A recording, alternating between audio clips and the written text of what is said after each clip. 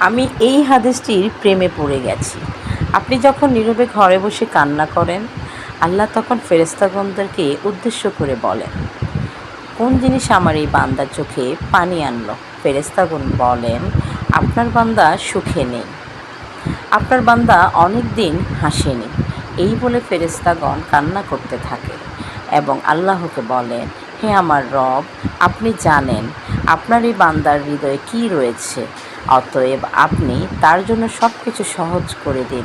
আল্লাহ বলেন, আমার এই বান্দা এমন কিছু জীবন থেকে হারিয়ে ফেলেছে যা সে অধিক ভালোবেসেছিল। অতএব আল্লাহ বলেন, আমি শপথ করছি, আমার বান্দা তার জীবনে থেকে যা হারিয়েছে এর চেয়ে উত্তম জিনিস তাকে আমি এনে দিব, যা দেখে দুনিয়া আখিরাতে সবাই বিস্মিত হবে। আলহামদুলিল্লাহ।